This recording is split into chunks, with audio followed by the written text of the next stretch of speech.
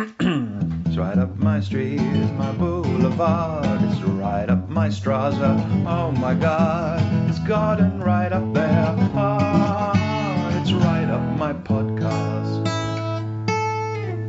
Oh. Welcome to Right Up My Podcast. This is Gwen Watson. And this is Kate White. And this is the podcast in which we talk to such interesting people about their really clever ways that they have for us to feel good. Yes, we do. And this episode, we are talking to Elsie Owen all about people-pleasing, which, I don't know, I don't want to, be presumptuous, Gwen, but I think it's fair to say that maybe you and I both suffer from, a little bit of cheeky people-pleasing. Tick every single box. We are textbook cases for shizzle. Yeah, I know we probably say this about every single episode, but this one, this is a game changer. Yes. And can I also say, can we just edit out me saying faux shizzle as well? Because that is just all sorts of feeling a bit cringe-worthy. embarrassed? Feeling a little bit embarrassed by my choice of words there. No, I'm leaving that in. I've let myself down, I've let you down, I've let the listener down. I like faux shizzle. Faux shizzle. I tell you what you haven't said. Here's things that I would insist on editing you out. If you said the words hollybobs. Hollybobs. Or Yep. nom nom. Oh, If you said either of those. Nom. Oh, Hollybobs. That's the worst. Nails down a chalkboard.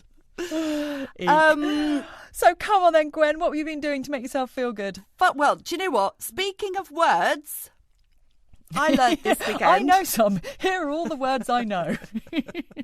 I'm going to put them in a random order, see if they make sense. I went away to stay with friends Nikki and Joel. Hello. And my mate Dean. We went to stay in Stroud, which was lovely. Oh, beautiful. Shout out to everybody living in Stroud. I like your town. Shout out to the Stroudonians. Is that what that's what they're called now? It's Stroudonians. Let me tell you, your place is lush. You've got. Wow. It's kind of. It reminded me a little bit of Bristol in places, a bit Montpellier, a bit Eastern. Like it's got creative people. Yeah. And also just walks. You've got country walks just minutes from the town centre. A lot of hills. I'm gonna guess that most Stroudonians have pretty meaty thighs and calves. Oh, suddenly I can feel our inbox filling with complaints from the proud residents of Stroud going, my thighs are perfectly proportioned. They must be fit, that's all I'm saying. It's hilly. Sales of electric bikes through the roof in Stroud. Yeah, otherwise Blimey. you're not getting anywhere. Oh, nice. You've got the best of both worlds. You've got a little bit of edgy and a little bit of country. All kind of meshed in together. And some really good food. We ate really good food. Yeah. Have you been to Stroud, by the way? I've never been to Stroud, and I live kind of close to it. Yes. I don't know why I've never visited. I will do. It's in the Cotswolds, which I didn't realise. Beautiful, where all the celebrities live. Yeah, do they? Pretty sure that basically the Cotswolds owns the celebrity population of the Beckhams. Who else do I know that definitely lives in the Cotswolds? Wow. I make out like I know the Beckhams. Beckhams. This list is huge. The Beckhams definitely don't live there now. Who is the actor that plays Doc Martin? Martin Clunes. Martin Clunes lives in the Cotswolds. Oh. All the celebrities. I mean, I can't think of a single other English celebrity. I am persuaded. So, yes, well, I can see why all of those celebrities want to live there. It's lush. Get you to Stroud. It is beautiful. Anyway, so I learnt through having conversation with my mates there that there is a word that I have used my whole life, which I have been using incorrectly. Okay, right. What's the word? Okay. I was describing somebody as enigmatic. And to me, that means kind of a bit of star quality, dazzling. You know, they've got charisma. They come in. Do you? That's think what I. Do you think they do?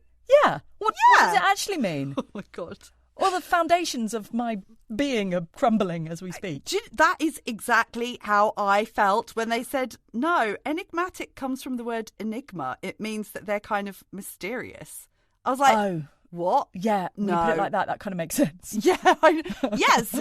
But who thinks of the etymology of a word when they're just come on, when they're just being effervescent in their conversation? It actually means difficult to interpret or understand, mysterious. Oh, well, maybe can those two go hand in hand? Well, is that an element of star quality? See, I would have, before I knew the actual meaning, I would have described you as enigmatic. You see, I would have described myself as enigmatic. Now you're not so sure. Now, I'm definitely not difficult to interpret or understand or mysterious. You are many things, but mysterious is not one of them. I will tell you everything that's going on in my head. So I would have described you as that. I saw it as a real positive thing, just meaning like charismatic. A bit zhizhy. But maybe, seeing as you thought that too, I feel so better because I was a bit like, hang on, this is like you telling me that I've been using the word toast all my life and actually toast means door handle and there is no word for toast and everybody else says toasted bread. I'm like, what? So what's the word for toast? Everything I once thought was true has crumbled. Honestly, I was awake in the middle of the night lying there going, enigmatic. Wait. Are we really stupid? We're not. We've asked this before, Kate, and this is a recurring thing. I mean, we're both pretty much journalists. How can we not? Although I'm not going to lie to you, I only learned how to use a possessive comma when I was about 23. But that's a whole different conversation. Well, it's not a possessive comma; it's a possessive apostrophe.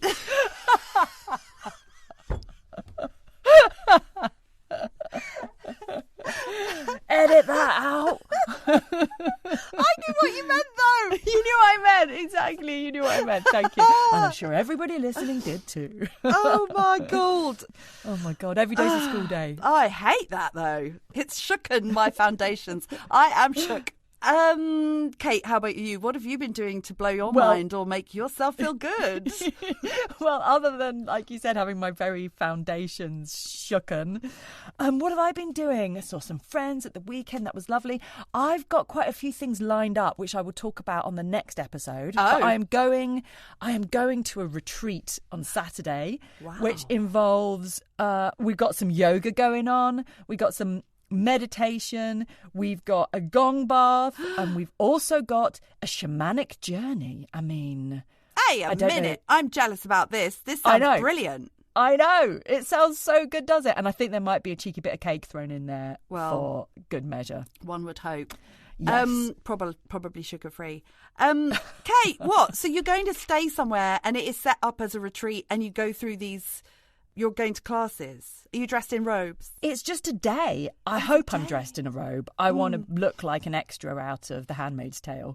But it's called Your Beautiful Day. Ooh. And it's in Dorset. And it's want a magical, warming winter's day of relaxing and yoga. Yeah. Come and spend a beautiful day at the Macabre Retreat. Macabre? What? I don't think that's how you pronounce that. Doesn't sound good. Yeah. Sounds like Nicole Kidman's at the top of that. Yeah, I may or may not survive this experience. What's that film where Florence Pugh goes to a retreat and they're all wearing flowers and it all goes horribly wrong and they all murder each other? Something like The Wicker Man. Summertime or Summertown or something, isn't it? Midsummer. Yes, that's it. So, yeah, that's what I'm doing next Saturday. Fantastic. It started off sounding good and now I'm jolly glad I'm not going with you. Wow. I will report back. Please do. Maybe you could even do, like for our Rump Club, do a little audio while you're there. Oh, my God, that's such a good idea. Maybe when you come out of a gong bath or something. Or halfway through the shamanic journey, I'll be like, excuse me, can you repeat that, please, without moving your head around from Mike? I insist upon it. Well done, Kate. What else have you got coming up? I'm going to see one of the National Theatre live events at a local cinema, but it's to see National Theatre version of The Crucible, which I'm really excited about. Yes, they're doing a new one. I saw The Crucible at the Nash when I was a teenager. So yeah, like 30 years ago. I'm pretty sure I did as well. Isn't it amazing how certain plays just get revisited over and over again. Obviously Shakespeare, but then there's sort of real core plays like this, and you never tire of seeing them. Yes, but also what I feel would be different to watching it now to 30 years ago. 30 years ago, you're like, oh God, how did this happen? Yeah. It's all about the witch trials in Salem. You're Yes. like, how did these people get so hysterical and all believe this and sentence these women to death? And these days, you're like, I can believe it now. I see now. I can see how that could very quickly happen. Yeah, Yes. that's so true. So true. it'll be really interesting to watch it with the new post-truth eyes. Yes. Yeah. I've read a few books about this subject matter recently as well, so it'd be quite interesting I will feed back on that as well. And going back just quickly to what we were saying about how some plays you can just watch over and over again, that is a total lie, because if I ever have to sit through King Lear again, I will shoot myself. It was one of those ones that I think I did it at A-level, and so I went to see every blooming performance of King Lear that was on, the local church theatre squad, sort of 3.5 hours worth of Vile King spot! Lear. I know, you're like, oh my God, I can't. Someone shoot me now. I'm the same with Midsummer Night's Dream. I would rather pay somebody else to go and see it than me have to go. I don't know what I would rather. There's a lot of things I would rather do than go see that ever again. Yeah. Sign me out. No, thank you. No, thank you. Have you been seeing anything fun that you recommend other people actually go and watch? Oh my God, do you know what? I haven't really been watching that much recently. I started watching a show on Netflix that someone recommended to me called Kaleidoscope. Oh yes, that looks good, does it? It's the in the premise, top 10 trending. Yeah, the premise is really interesting. So it's a heist type movie. A mixed feeling about heist movies, yeah. I know. Stressful. Think Ocean's 11. It's got that kind of stylized thing. Those sort of, every character's got their thing, Yes. And each episode, the episodes are out of order. You can watch them in any order. Oh, and each episode approaches the event, the heist, and the events leading up to it from the perspective of a different character. Oh, interesting. So it does sound quite interesting. But we watched the first episode and we were like, oh. And I know first episode's always a bit dodgy because sometimes there's just a bit of scene setting going on. But it felt too cheesy, too formulaic. Oh. Too like someone had been like, oh, let's try and make Ocean's 11 again. And yeah. Okay. Shame. So will you go for episode 2? No, hard no. Life's too short sometimes just to sit through this stuff. When you're watching something and you can almost hear the production meeting where they've all sat round, or the writer's room, they're all sat round going, oh, yawn, let's come up with a new formula for how we can respin the same old heist film series. Yeah. And this was it. Right, okay. So, all right, so when we're talking about things you're watching that you recommend other people to watch, this is not one of them. This is not one of them. This goes in the big fat pot of things not to be watched. How about you? Have you watched anything? Please save me from my lack of I inspiration. was going to say, I wonder if that came out because that Spanish TV show, Money Heist on Netflix, has got rave reviews, has got 8.2 on IMDb, and everybody's talking about it. Okay. Or, having said that, I only watched a couple of episodes of that as well because heists are stressful. Oh, I tell you what I did watch, though. Something that you've already spoken about, so I won't go into detail, but The Unbearable Weight of Massive Talent. So with good. Old Nicolas Cage in, playing himself, sending himself up. It's an action comedy. It's very funny. It's brilliant. It's brilliant. It's got such a brilliant cast. I do love... Well, Sharon Horgan plays his wife, which I couldn't believe. Yes. I do. And Pedro Pascal is in it. He was Narcos. And he's excellent. And it's all... it's set in... They're in Sicily, aren't they? So it's really beautiful as well. Oh, yeah, stunning. And just... I really love it when people play themselves in films and when people send themselves up. So this is ticking a lot of my boxes. Why is that so satisfying? I think it's just that sort of joy of people not taking themselves too seriously. Yes. And also, I think Nicolas Cage has done that. I can't imagine anybody else doing it as well as he's done it. No, he's just brilliant. He's so good at that kind of slightly deadpan humour. And I've got one question for you. Yeah. Is the next film that you want to watch now Paddington 2? No, but I do agree it is a great movie. It's a great movie. For anyone who's not watched it, sorry, that's so annoying. Inside joke. So irritating. They do love that film. They love that film, and they basically say, it makes me want to be a better man. That's my impression of Nicolas Cage. It was very good. Thank you. Spookily accurate. And here's one that we watched. So this is in my cinema club that I have in my living room every week. Yeah. And we all get together and sit in front of a log fire and it's great fun. I like that since last time you spoke about it, it's evolved from film night to cinema club. I feel like next time is it going to be like the premiere night? Red carpets rolled out. You've got to create your own excitement in January, haven't you? Too bloody right. Do your own hype. So the last one we watched was Everything Everywhere All at Once. Oh, I've not seen this. It's very good. It's a Chinese immigrant gets unwillingly embroiled in an epic adventure where she must connect different versions of herself in the parallel universe to stop someone who intends to harm the multiverse. And it's got Michelle Yeoh in it, who's multi-award winner. Well, I don't know if she's award winner, but I think she did win a Golden Globe for this, didn't she? And Ke Huy Quan, who was he in the Goonies? Was he Data in the Goonies? And he was also in Harrison Ford. Wasn't he a kid?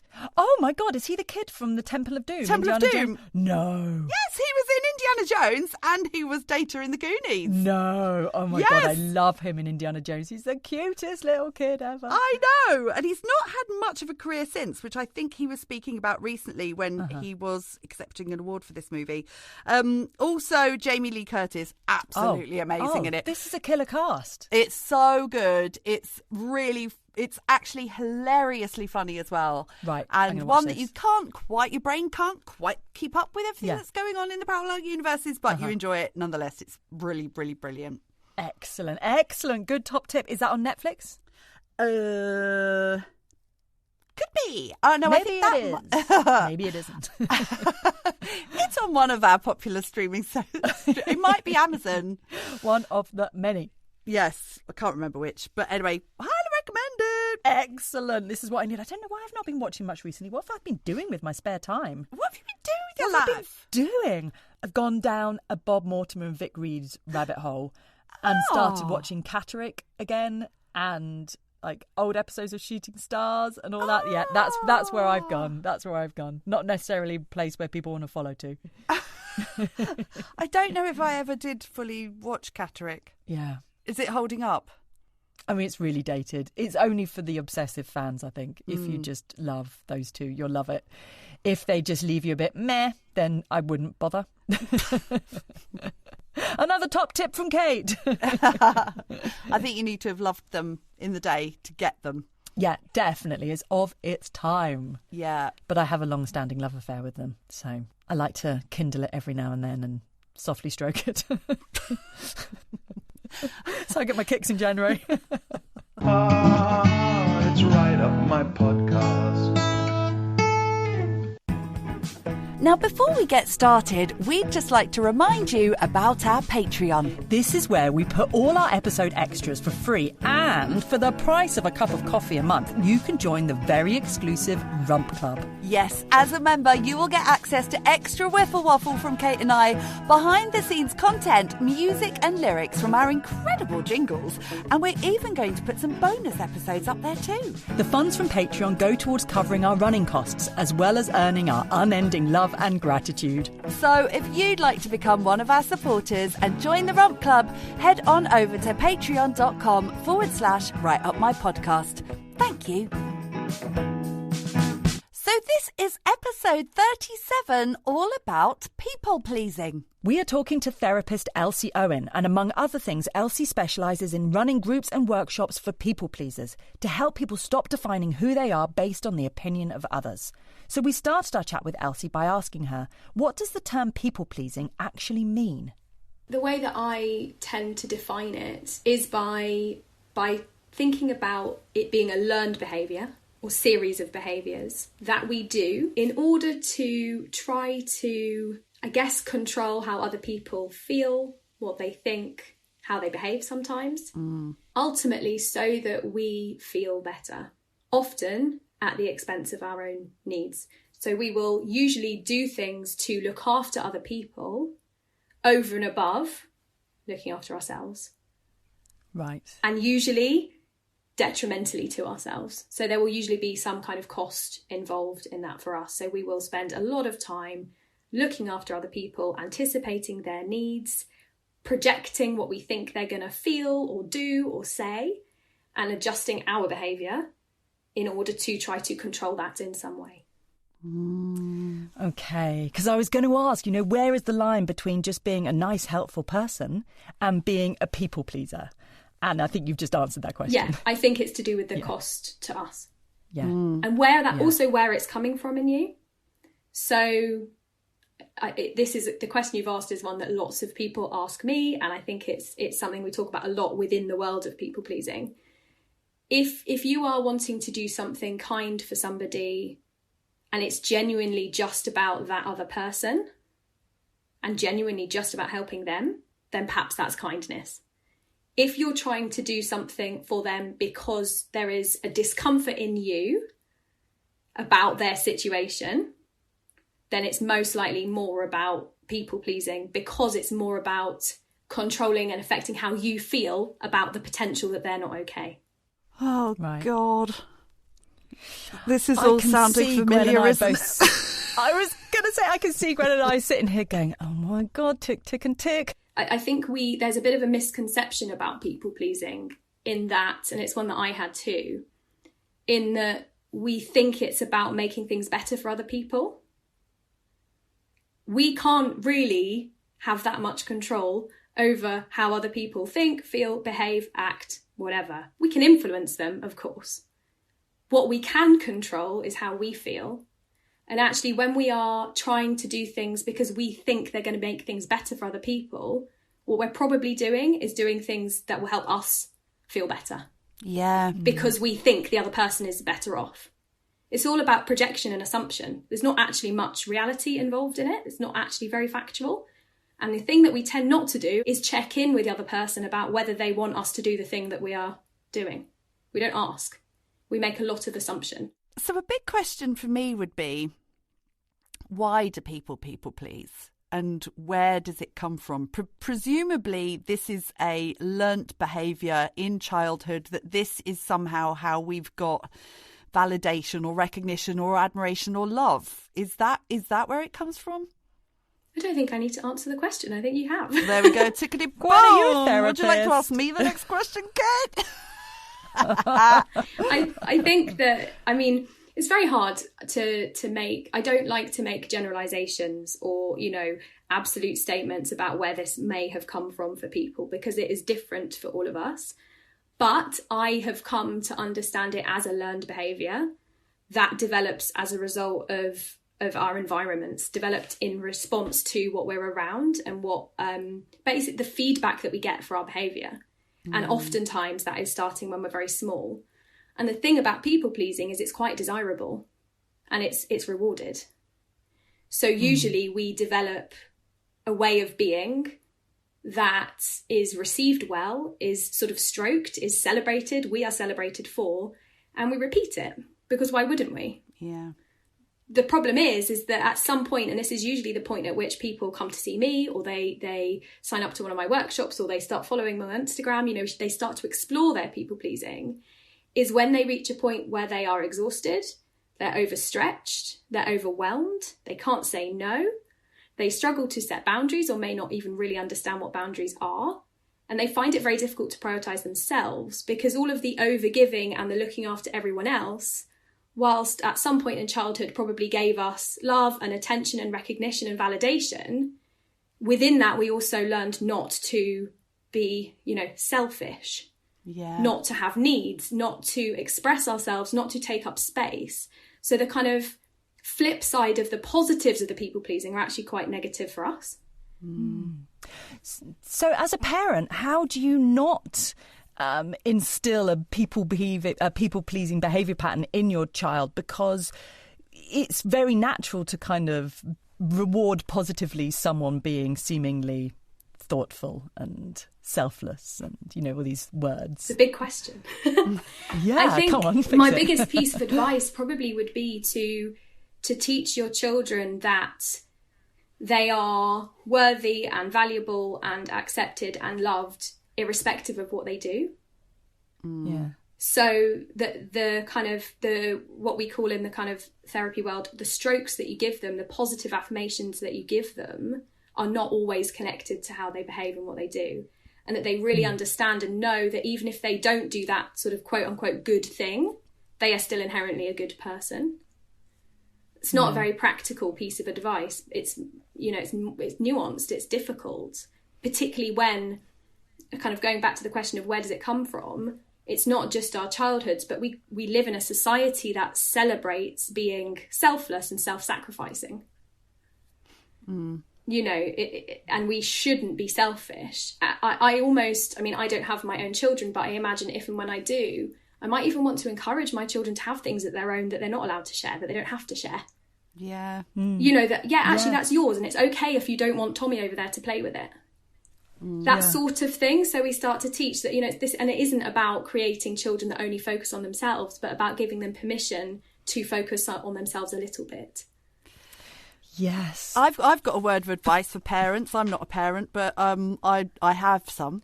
And when I was younger, I remember being called selfish when I was younger. And it's probably because I wanted all the sweets or didn't want to share my toys with my sister. And they kept calling me, and that became a thing that they would call me selfish. And I remember taking that on and just... And all through my life, I feel like oh my God, I mustn't be selfish. I mustn't be selfish. Yeah. And so maybe the opposite of that. Yeah, or watch labelling them, right? I mean, watch saying, oh, you're so good. Because what happens when you say to a child that they're so good is that they hear, what if I'm bad? What if I'm not good? They actually kind of hear the opposite, because if you're having to say to them that they're good, there's an assumption that they're not. Otherwise, why would you have to say it? There's always a flip side. Yeah. It's something that you just said really made me think about how it can be easier sometimes just to let yourself down than to let somebody else down. It feels so much harder to say no to someone else than it does just to not do the thing you wanted to do. Yeah. How do we get past that? Oh, it's hard. It's really hard. I think that's something I always try and caveat this work with, you know, if I'm engaging in any kind of support for people who are wanting to make changes, is say that none of it's going to be easy. Yeah. You know, it's probably not going to feel easy for a long time. It may never feel easy to say no to someone else in favour of saying yes to yourself. That's the first thing. It's not going to be easy. Yeah. With that in mind... Yeah. One of the things I talk to people a lot about is building up an understanding in themselves of what I call, and I think other people call, your why. Like, why do you need things to be different? Like, why in this situation where my friend over there has asked me if I want to go out and I don't, but I don't have a reason.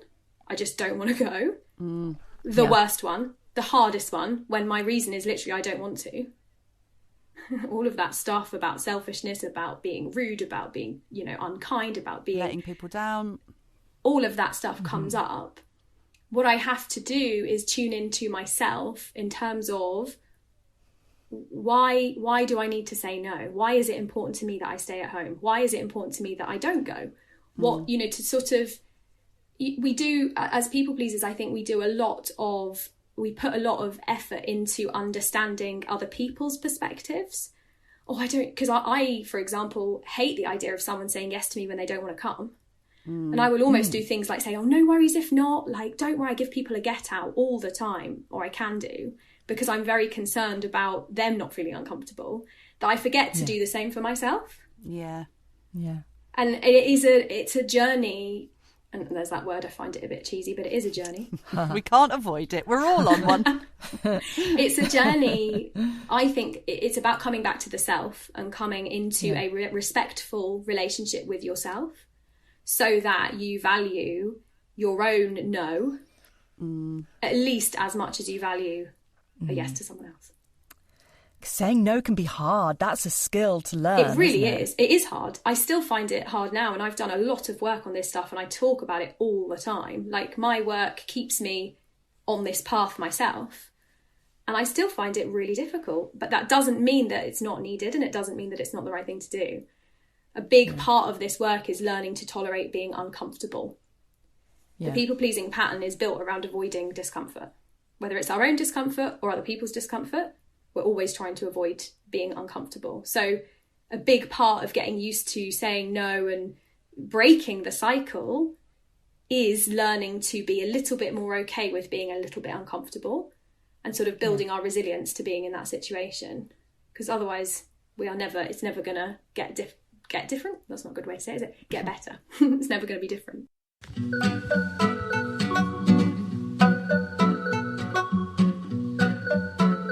People, please, please from bended knees, who can I appease? People, please.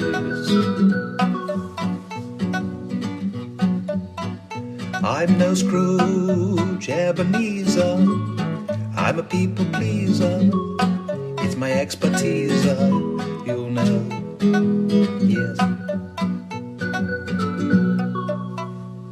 You've got some great examples of this on your Instagram, which I've been doing a deep dive into, and I highly recommend the same for everybody listening.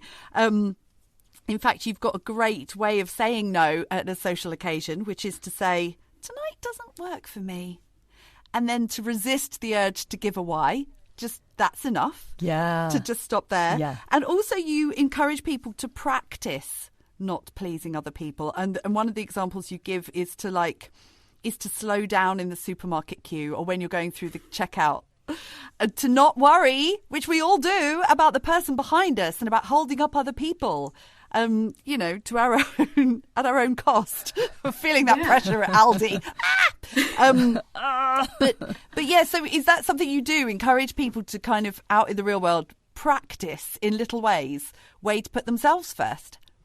Absolutely, yeah. I'm always searching for little examples that I can offer people that begin to change the narrative that we are telling ourselves. It's not really about other people at the early stages. I mean, it's never really about other people. It's absolutely about our relationship with us and about focusing on ourselves. But especially at the beginning, any little things you can do that start to communicate to yourself that you're important, that you matter, that you're listening to your needs, that you deserve to take up space, that you don't deserve to always be stressed, that your being stressed is just as worthy as someone else is being stressed, the better. The more little things we can do, because it can feel very overwhelming to consider the idea of suddenly becoming someone that says no without ever feeling selfish. It's not going to happen. It's not realistic. Or, can always prioritise themselves in every single area of their lives. Like, we can go to the extreme, I think, with what we might expect ourselves to do. So if we can kind of bring it down and say, actually, it's just about making really small behavioural changes that begin to build our confidence and help us to see that, I can go slowly at the supermarket checkout. The person behind me might think, they're going slow. They might get impatient. That's about them. Let it be about them. And I can prioritise my sense of peace in that moment. We're talking about 2 or 3 minutes probably, if that. Yeah. But the change internally is huge. And then we start to sort of walk around thinking, maybe I do deserve to feel okay and happy in my days. Maybe I don't have to run over the crossing when someone stops. I sprint they across might have those to things. sit there for because God forbid they 30 have seconds. to stay there for 30 seconds, even though it's the rules of the road, it's the law that they have to stop. It's like all these tiny things that we do that communicate to us and to the world that we aren't supposed to be taking up space or causing anyone any level of discomfort or inconvenience. A friend of mine's been doing a lot of what you're talking about here, work on that type of stuff in therapy. And she was saying how she's found her no. And she was saying that actually she doesn't think she's a very nice person anymore. She keeps on rubbing up, her mother-in-law's really irritated at her the whole time because she just says no when she doesn't want 25,000 people to come to her house for Christmas. And she's just kind of put those boundaries in place and people aren't used to it. So now everyone's like, I'm not sure I like you anymore. And that's the flip side. That's the biggest risk, fear. right? Yeah. Yeah. And our biggest fear is that we will lose people.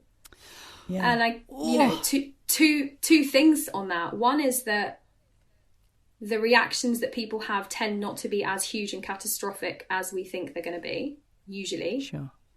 Particularly because most people, this is something that helps me, have people in their lives who say no. You're not the first one to discover this magic word. Yeah.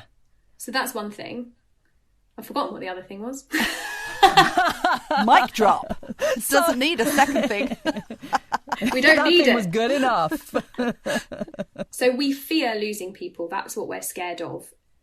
Ultimately, I think that sounds a little bit absolute, but I think most people will resonate with that in some way. And because we fear losing people, we end up not following through with boundaries or the no or making changes because that fear is so consuming and huge. And it also, the people-pleasing thing is also something that has probably helped us keep relationships historically, particularly when we were younger, in terms of dynamics within families. If we become the helpful one, we become the one that's easygoing, becomes part of our identities, and it feels very scary to let go of that. However, the question I guess to ask ourselves is, do we want people in our lives who can't tolerate our truth? If my truth is that I can't have 20,000 people over my house at Christmas and people within those 20,000 don't like that, am I going to continue in a relationship where my needs aren't heard? Yeah. Or, there's and that's hard. It's really hard to sit with, and I'm making it sound very simple. It's not like in the time that I've spent working on this, I've lost friendships. Or I've stepped away from friendships, but comfortably so, because I've realised, actually, this is mostly about the other person. There's actually not much space for me here, and I'm just facilitating this slightly one-way friendship because I feel more comfortable looking after them than I do being looked after. And that's another part of this. Because we've all come across those people who are good at saying no, and they do be like, no, that's not going to work for me. And I can't speak for you both, but when I come across that situation, I'm like, that's so refreshing. Like, even if it's put me out and maybe I'm a bit like, that's not ideal for me, I do still feel a bit of kind of admiration at them for just being really distinct with their boundaries, saying no. And I kind of like, respect. Actually, that happened. And happened with us with this interview, didn't it? That we had the interview scheduled, and Elsie, you had to reschedule, and you were just like, I just putting in my own boundaries here, and we were like, respect. Both Gwen and I were like, that's really refreshing. That feels empowering to us to see you do that. And that's the thing, right? Is that actually the other nice thing, and I think this helps people who are people pleasers feel a bit better about it, is that we actually often inspire other people when we start setting our boundaries. We may actually give other people permission to start saying no. Like in me changing the date of this interview recording, I may have inspired you two to think about that for yourselves. Totally. Yeah.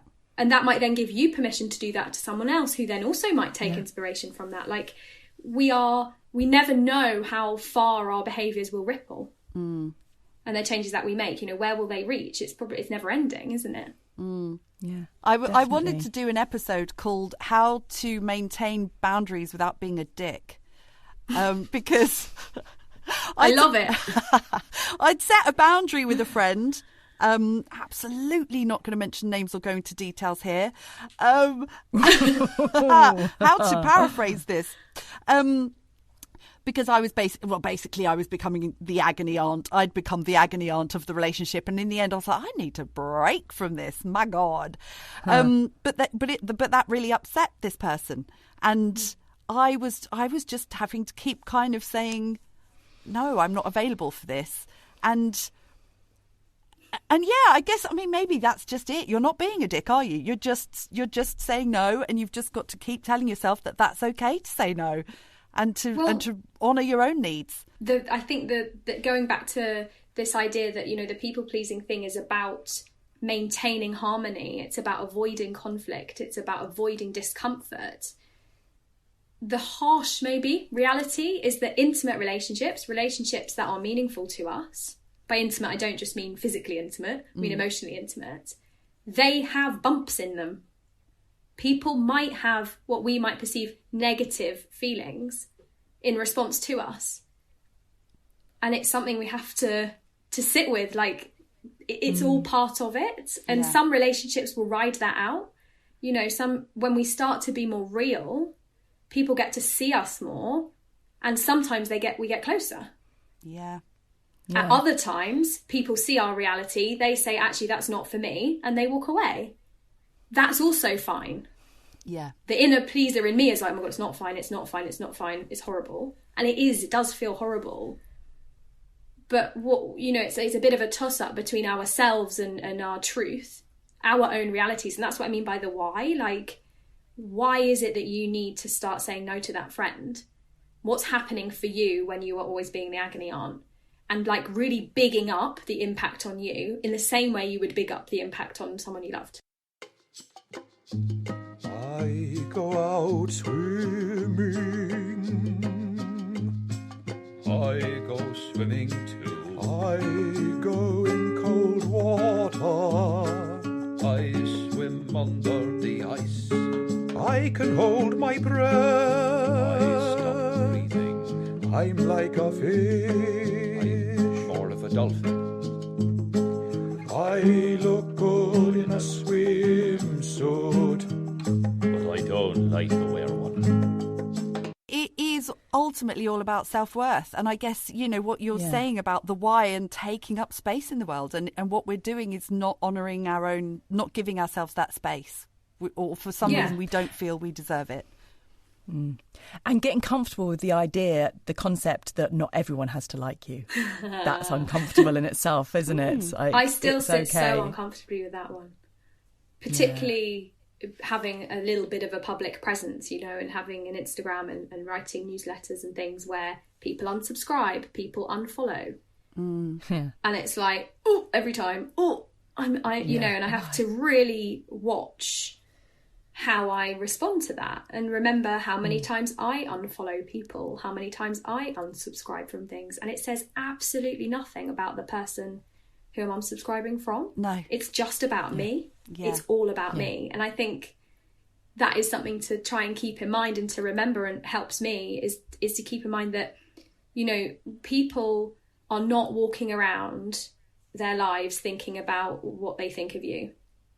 They're walking around their lives thinking about themselves. We are actually far more selfish than we think. Whatever we might think about other people, or other people might think about us, has to in part be informed by what we're bringing to that situation. So if I'm judging person A over there for something and they are worried about my judgment, at least 50% of that is coming from what I'm projecting onto them. It's not all about who they are. If not more. I think it's more, actually. I think I'm mostly walking around making judgments of other people that are based on my projections, what I think about myself, what I'm bringing to the situation, than it is about what that person over there is doing. Because actually, I've got no idea what's going on for them. I've got no idea. It's all just assumption. And the same works in reverse. So if we can separate ourselves from that and just try to focus on how we feel, what feels good for us, our why, our worth, our values, then that stuff starts to not matter. It can kind of slide, because if someone offers me a criticism that I don't believe is true for me, about me, I can say, well, that's probably about them. And I'm not going to let that one land, actually. I'm going to hand that back to them. Yeah. Because this is something I was going to ask you, actually, that are people pleasers more likely to take things personally and to hold on? Because I do think I'm a people pleaser, and I do think that I can sometimes really hold on to a throwaway comment that somebody said, whereas I feel like other people would have brushed off them. I think we are quite sensitive usually, and that I don't know if either of you are familiar with the highly sensitive person sort of movement. Either of you? Yeah, I'm not. I've heard a friend talk about it. Yeah, I encourage you and anyone that's relating to this as they listen to do a bit of reading about high sensitivity, because even as I say, I think we're quite sensitive. The critic in me says, well, that's not a very nice thing to be. Yeah, that's it's not very usually nice used as a criticism. Negative. Yeah. What I actually mean is that we have, and I'm no expert on this at all, I'm learning myself, but from my own experience of my stuff, I'm realising that I feel things more intensely than a proportion of the population. I think they say it's about an 80-20 split, so about 20% of the population are more sensitive. And we're talking about this, I think they call it a neurodivergence, like it's literally just built into us, that we feel things, we smell things, we can textures mean more to us, and emotions go deeper. So yes, potentially, like I think there is a correlation between sort of sensitivity, people pleasing. I think those things go hand in hand, because if we're sensitive to emotional stuff, we will be much more perceptive to other people's needs. Yeah. And find it very hard. One thing we haven't really spoken about yet, I guess, is the task is to separate ourselves from other people. To remember that we exist separately to them. All is in our, all that's in our responsibility hoop, if you like. I talk about like a hula hoop, not a crisp, but a dancing prop that sort of goes over your head. And if you're standing in the middle of it, all that's within that are your thoughts, your feelings, your actions, your behaviours, your choices, you. Yeah. Maybe if you have dependents, then they come in there too, children, relatives that you look after, whatever. But typically speaking, I'm only responsible for what's in my hoop, and everybody else has a hoop around them. So if I walk into a room of people, I try to envisage myself in a hoop and everyone else in their hoops, and create some distance between us. Because otherwise what happens is it all gets blurry. The boundaries metaphorically and literally get blurred. And we don't know where we end and other people begin. Yes. And this is what we call empathy, isn't it? Well, first, I remember reading somewhere that somebody calling their sensitivity their superpower. So that has been super, super helpful for me to rephrase that, to reframe that. But this kind of that sense of being super empathetic, but so when you walk into a room, you can feel the vibe, but you also worry about everybody else and if they're having a good time, or if somebody's on their own, or if somebody's not looking happy, and actually it means that social interactions can end up being just exhausting. You need 3 days to get over them. Yeah. That's interesting because we use the word empathy as a positive thing, don't we? This is a positive life skill and trait to have. So I guess we're talking about like the extreme end of being empathetic. Yeah. To the point where it becomes hard to work with. Yeah, or more just how we relate to our empathy. Yeah. So I'm learning to turn it on and off. Right. To try to remember that, like, one of the books I've got about it was written by a woman called Imi Lowe. I can't for the life of me remember the title of it. But she talks about how permeable or not our boundaries are for... it's really hard to describe, but how much we do or don't let other people's stuff in. My work is dependent on my empathy. And it's been a real exercise for me to start to channel that into my work and maybe step it back a bit in other places, so that I don't just spend my time being sort of like this sponge that just absorbs everything and doesn't really remember where I exist.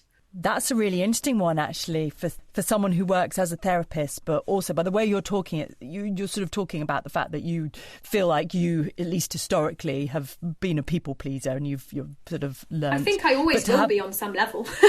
People pleaser in recovery is what people describe it as, isn't it?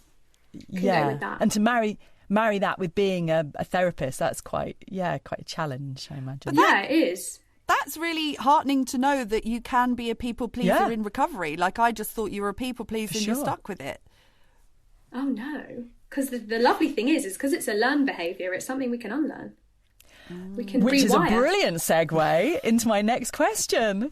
So how do we begin to unlearn this? Is it something that kind of can be broken down into quite tangible steps? I mean, I wish. Yeah. Some people do have a step-by-step formula, I think. I don't, because I think we're all so individual and we're all going to be coming to this task, if you like, or this piece of work from different places. But starting somewhere, I think, is the biggest thing I recommend with these small things that we've been talking about. Like, even just one of the things we've discussed here, how would it be to start to... someone in one of my groups at the moment actually is practicing not smiling at everyone when she walks down the street. She feels this compulsion to have to please people when she sees them. Yeah. So she's allowing herself to just look down and be someone that doesn't bring joy to every person she sees. Or, the slowing down in the supermarket thing, or the crossing the road and just walking really calmly across the road, practicing going slow and risking the fact that the driver might be annoyed that they sat there for an extra 15 seconds. Basically creating some space for yourself in your life, whatever that looks like to you as an individual person. And I'm imagining that anybody listening to this who is resonating will probably already know where they could be doing something a little bit differently. I imagine. Yeah. Teaching ourselves, guiding ourselves in a different way to say, actually, you matter.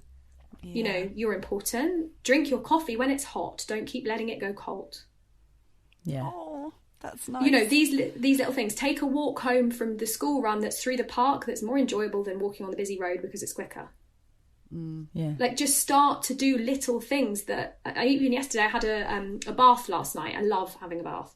And I thought, I'm going to make this really nice for myself. So I lit some candles and then I made myself a little cup of tea in my nice little pot that I never use because it takes too long, because it's too faffy, because you put the bag in and, you know, I kind of lay in the bath, and I was in there for ages. I normally take a clock in the bath with me because I'm normally under pressure time-wise.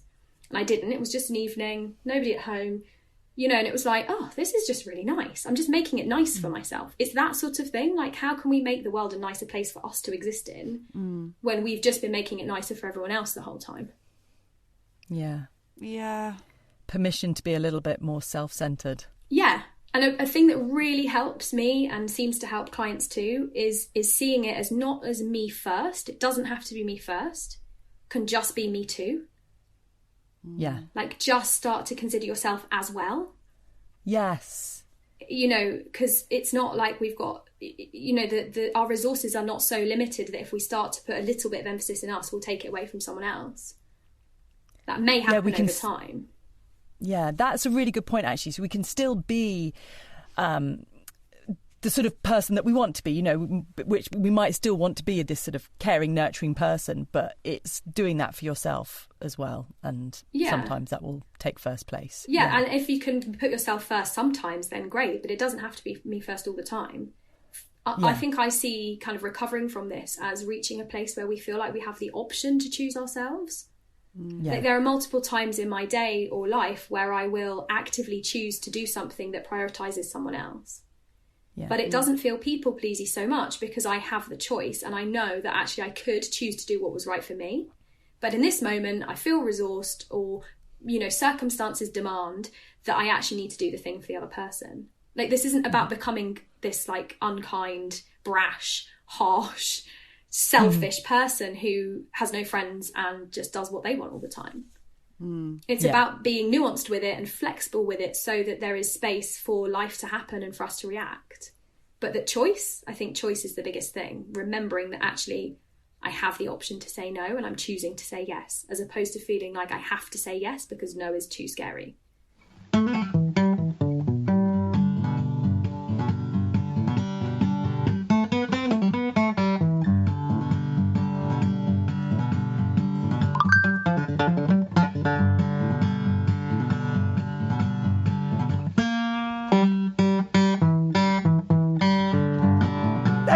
So much to Elsie. And if you want to find out more about Elsie and the work that she does, both in person and online, then head to elsieowen.com. And also make sure you check out her Instagram, where she's got loads of free resources and really great advice. Her handle is @the_people-pleasing_therapist, but we'll put all these links in the show notes. Absolutely brilliant. I really feel that I've come away with better understanding of why we're people pleasers, a better understanding of how actually detrimental that is to our own well-being. Yes. And also just, really actual, like, easy tips to rid ourselves of it.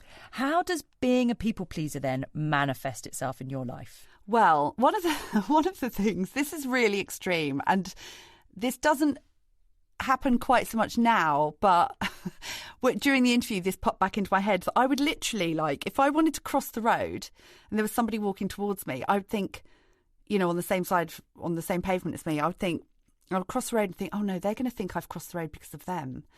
Oh wow. And I don't want them to think that, so maybe either I will have worried about it after crossing the road, or I will then not cross the road because I don't want them to think that I'm, you know, you're just inventing this reality around you and over worrying about other people's thoughts and feelings. And they've probably not even noticed you walking towards them at this point. Exactly. They haven't even seen you. So that's a really extreme example. How about you? For me, it really manifests itself in wanting to say yes to people, to everything. And I've got myself in so much trouble over the years because of this. When people invite me to things or try and make plans with me, I'll be like, yes, great. Yeah. And even though I know, or I can see in my diary that I've got something else on, but if I feel like they're so invested in this and it's so important to them that this thing happens, and I know, or I imagine in my mind, they're going to be so devastated if I say no. Yeah. The reality is they probably won't be, or they will be, but it'll be a flash in the pan and they'll be over it in 5 minutes. Yeah, right. But in my head, the thought of saying no to them is so excruciatingly painful because I feel like it's important to them that I say yes. Yeah. That I say yes. Then it gets nearer the time and I'm like, can't do this. I've already got another plan. So I'll either then have to let them down last minute, which is 5 million Way times more worse. annoying. Yeah. Or I'll let someone else down. Or ultimately what ends up happening is I let myself down. Nobody wins in that situation. Yeah, nobody wins. Nobody wins.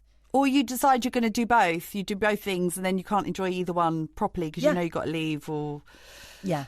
Yeah. Exactly. Yeah. So it just doesn't work for anybody. No, and like you said, how it would have all been solved had you have, in that moment, just said no. Yeah. Yeah. Completely. So have you been trying out her suggestions since the interview? Yes, I have. I've been really consciously trying to address things head on, straight away, rather than waiting, delaying the pain of saying no to somebody. Yeah. And trying to remind myself, which we just literally just talked about, that people aren't as focused on me as I think they are. Yeah. People are not going to be upset in the way that I'm worried they are. Yeah. Because they got other things and other priorities. And I'm just one small element of that.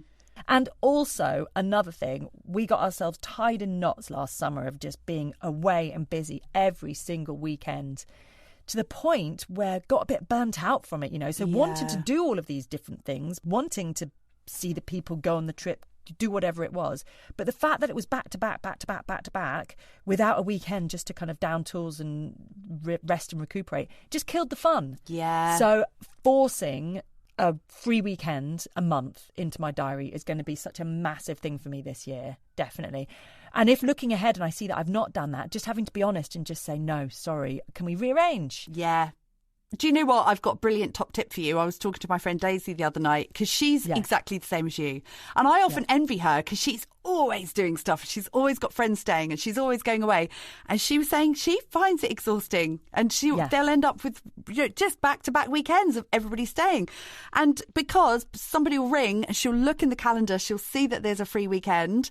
And she'll say, yeah, sure, we're free that weekend. And Elsie was saying that just because you're free does not mean you're available. And I think that's a real key thing to remind yourself. And Daisy was saying what she will literally do, she'll write on the diary, taken up. So, and then when people ring, she will look at that weekend. She'll go, oh, sorry, that weekend's taken up. And so she doesn't have to explain. That's the other thing. You don't have to explain it. That's all you have to say. And she says she literally writes it down so she can just read it on the phone. And that makes it easier for her. That is just such a brilliant idea because she's got the script there ready then, hasn't she? She's got the words. If she's in the moment like, taken up, just say it's taken up. Yes, sorry, and not feel guilty. No, completely. Yeah. Completely. And no, I love that idea. And I love that quote. Your free time is not your availability. It's so true because you need that time. Otherwise, you completely burn out. Exactly. Don't you? Absolutely. And I've got something similar. I've mentioned it probably a number of times on this podcast where I reserve my Monday nights. Yes. And so if I've had a big weekend and I've got social events during the week, I know that Monday night I'm staying in and I don't have to go anywhere. I don't even have to get dressed if I don't want to on a Monday because I know that I'm staying in. And a friend was over like a week or two ago and he invited me over with friends for dinner on that Monday. And I was like, immediately in my core, I was like, I don't want to. And I know it's always, if I go out on a Monday, I fuck up the rest of my week, basically. So I know I need that Monday. I was like, oh, God, I should just go. He's not here that often. And also, I feel if I say to him, I can't come because I'd like to stay in on a Monday, he's going to be like, what? And then I remembered this and I thought, right, I don't need to give a reason. I just said, sorry, I can't make it on Monday. I would love to see you, though. Have you got another night free? Yeah. And he did. And I saw him that night and everything worked out much better. And it was like, that's how you do it. That's how you do it. Yeah. And that felt easy, I imagine. The whole thing was fine and there wasn't any of the negative repercussions that maybe at one point you might have worried there would be. Yes, and I think it will get him. easier. Obviously, the aim is that it will just be more natural and I won't have to still rack my brains and guilt and heart over it for a couple of hours. I could just be like, no. And that's okay. And that's okay, exactly. And the other thing I've done, she was talking about going slower in the supermarket queue. Yes. So I thought I would apply this. I usually find, I don't know about you, like if I'm stood looking at, say, I don't know, the discount shelf in Tesco's or something, and there's other people wanting to look too, I feel like I mustn't get in their way. I've got to get out of their way. And it will actually make me move away faster before I've looked at everything because I don't want to get in other people's way. Yeah. So last week I was stood there and I could feel that natural urge and I was like, I've got as much right to be here as that person. Yes. I can move up a bit so they can be next to me. I don't need to give them all the space. I deserve to be here too. It's about that, isn't it? It's about knowing that you deserve to be there and taking up the space and feeling that little bit of discomfort, but actually like, no, fuck it. I deserve to be here. It was really, that was great. Yeah, your space is just as valuable as anybody else's space. Absolutely. Yeah. So my husband is 6'2" and he really struggles if we go to a gig or any event where it's standing. He feels really aware that he's going to be blocking someone's view. So he has this reflex urge of wanting to put himself at the back. And I get it. That's a kind thing. Yeah, we do appreciate that. We do appreciate it. And as someone who's 5'5", it's bloody annoying when you're stuck behind a 6'+ person. But also, I do try and urge him, you don't have to be cowering under the stairwell at the back. You are allowed to be here too. And you are allowed to be in a position where you can see. And yes, maybe positioning yourself in front of that group of teeny tiny, Shetland ponies. But they can also move. I don't know. So it's treading that line between just give yourself the space to honour yourself as much as you're honouring the people around you. That's what it is, isn't it? And I'm sure it's possible to do that and not be a dick. Yes, exactly. Yes. Exactly. You can have boundaries and not be a dick. And not be a dick. Oh, I want that made into a T-shirt. I've got boundaries on the front, on the back. I'm not a dick. So, Kate, is this something you are going to continue doing? Yes, 100% yes. I think it's something I have to continue doing. It's going to benefit me. It's going to benefit everybody else in my life. Yeah. What about you, Gwen? Yes, definitely. And in fact, one of the things that I also like, and one of the things I do kind of fall foul to is trying to manage everybody else's emotions in the room and worrying about how everybody else is. And I'm going to a dinner party tonight and there's going to be somebody there who I kind of don't get on brilliantly with, and it's been stressing me out to the point where I kind of thought, I'm not going to go. Yeah. I thought, actually, do you know what? I am going to go because I love everybody else in that room. They love me. And I'm just going to have, what's she talking about? The hula hoop, the ring around you. Oh, yes. And all I need to worry about in my hula hoop is myself and my feelings and not worry about how anybody else is getting on or what anybody else thinks of me. And so, yes, instead of putting your own oxygen mask on first, put your hula hoop on. Wear the hula hoop with pride. Yeah.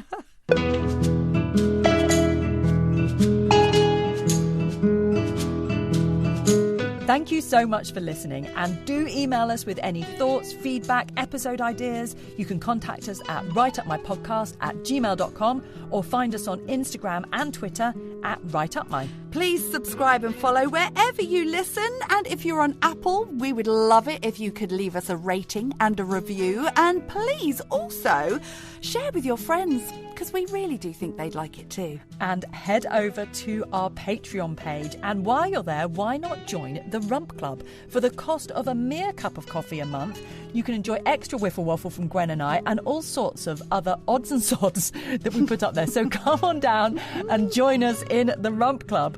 And in the meantime, we'd like to say, as always, a great big thank you to our team. That is Andy G, who creates all our brilliantly bonkers music, and Erica Francis George, who creates our delightful artwork. We'll be back in a couple of weeks with our next episode where we'll be talking all about cycle syncing. But in the meantime, keep trying things to make you feel good. Bye-bye. Tell me, did you like the podcast, Brian? No! Oh. If, unlike Brian, you thought our podcast was really great, then don't hold back. Like, subscribe, and tell your mate. But if, like Brian, you thought our podcast wasn't fun, then just keep quiet. Don't feel the need to tell anyone. We'd love to hear from you if you've got some thoughts to share. Such rich and lovely views that all should be aware of. But I hope you liked our podcast and you thought it was really great. And if you did, like, subscribe, and tell your mate.